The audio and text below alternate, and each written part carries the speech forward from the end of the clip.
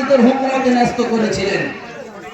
কিন্তু তারা দেশে ব্যবসা করার নাম করে আমার ভারতবর্ষের সব থেকে মূল্যবান সম্পদ তারা তাদের দেশে নিয়ে গিয়ে আমার দেশকে তারা শ্মশানে পরিণত করতে চেয়েছিল। ভারতবর্ষের প্রত্যেকটা মানুষ বুঝতে পেরেছিল আমরা পরাধীনতার দিকে এগোচ্ছি, কিন্তু কোন মুসলিম তাদের সাহস হয়নি ইংরেজদের বিরুদ্ধে যুদ্ধ করার মতো ঘোষণা দেওয়ার। আমি বলেছিলাম শাহ আব্দুল আজিজ দেহলভী রহমতুল্লাহ আলাইহি একজন মুহাদ্দিস মুসলিম সন্তান বলেছিলেন আমাদের দেশ পরাধীনতার দিকে এগোচ্ছে। ইংরেজরা ঘোষণা করলো ভারতের মানুষ ভারতে বসবাস করবে, কিন্তু হুকুম চলবে ইস্ট ইন্ডিয়া কোম্পানির।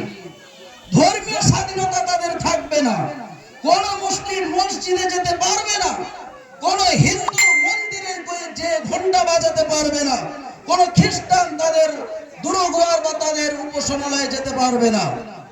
ব্যক্তিগত স্বাধীনতা হরণ হলো, ধর্মীয় স্বাধীনতা হরণ হলো। সঙ্গে সঙ্গে শাহ আব্দুল আজিজ দেহলভী রহমতুল্লাহ আলাইহি বললেন আমাদের আর বসে থাকার সময় নেই, আমাদেরকে ইংরেজদের বিরুদ্ধে যদি ঝাঁপিয়ে পড়ে আমাদের দেশকে স্বাধীন না করতে পারি, আমরা তথা আমাদের উত্তরসূরিরা এই ভারতবর্ষে আর বাস করতে পারবে না, মসজিদ মন্দিরকে টিকিয়ে রাখতে পারবে না। তার নেতৃত্বে সুভাষচন্দ্র বোসের বিভিন্ন সংগঠন তৈরি হলো। নেতাজি সুভাষচন্দ্র বোস বললেন তোমরা আমাকে রক্ত দাও, আমি তোমাদেরকে দেশের স্বাধীনতা দেব। একজন এক প্ল্যাটফর্ম থেকে ভারতবর্ষের স্বাধীনতা সংগ্রামের জন্য প্রস্তুতি তৈরি করলো। ফলে প্রস্তুতি শুরু হলো, একে অপরের কাঁধে কাঁধ মিলিয়ে মুসলিম হিন্দু ইহুদি সকলে মিলে আমাদের দেশ 1947 সালের 15 আগস্টে স্বাধীনতা হয়েছে। কিন্তু বড় দুঃখের কথা আজ এই আনন্দের দিন আমাকে বলতেই হচ্ছে আজকাল স্কুলে কলেজে ইউনিভার্সিটির বিশ্ববিদ্যালয়ের ছাত্র ছাত্রী কিংবা শিক্ষক শিক্ষিকাকে যদি প্রশ্ন করা হয় যে আমাদের এই স্বাধীন ভারতের রঙিন পতাকা উত্তোলন করতে গিয়ে দেশকে স্বাধীন করতে গিয়ে বলতো বেশি অবদান কাদের, এক বাক্যে স্কুলের ছাত্র ছাত্রী শিক্ষক শিক্ষিকা তারা ডাইরেক্ট বলবে ক্ষুদিরাম, বাদল, বিনয়, দীনেশ, মাতঙ্গিনী হাজরা, প্রফুল্ল চাকি, এমনই ভাবে গুটি কয়েক মানুষের নাম। কিন্তু বড় দুঃখের সঙ্গে বলছি সেখানে একজন মুসলিম নেতার নাম আপনি শুনতে পাবেন না। কেন? মুসলিম স্বাধীনতা সংগ্রামী কেউ ছিলেন না? মুসলিমরা কি সেদিন নাকে তেল দিয়ে ঘুমাচ্ছিলেন? তারা কি দেশের জন্য স্বাধীনতা করেনি, জীবন দেননি? দোষটা তাদের নয়, দোষটা হলো এক প্রকার কুচক্রী ইতিহাসবিদ যারা মুসলিমদের নামটাকে সম্পূর্ণভাবে গোপন করে রেখেছে। সম্মানীয় বন্ধুগণ, দিল্লির ইন্ডিয়া গেটে আপনি সেখানে পেয়ে যাবেন প্রায় ৯৫,০০০ স্বাধীনতা সংগ্রামীদের নাম।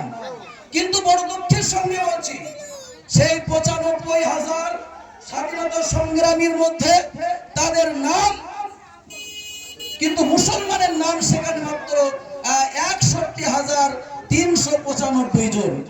ভাবতে পারছেন দিল্লির গেটে নাম লেখা রয়েছে কত? ৯৫,৩০০।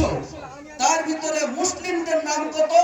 ৬১,৩৯৫।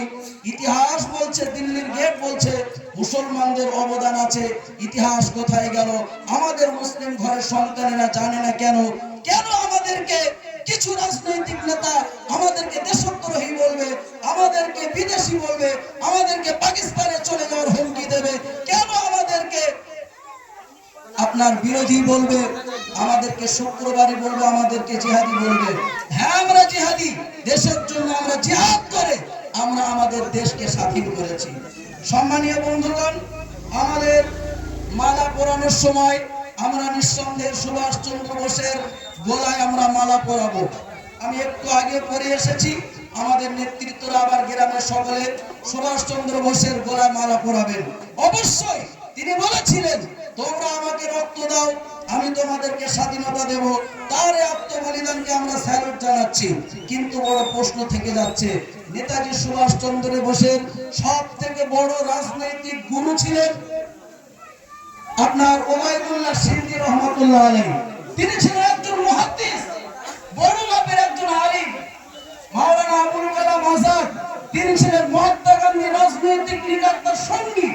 এদের নামটা আমার মুসলিম ঘরের সন্তান কেন জানে না?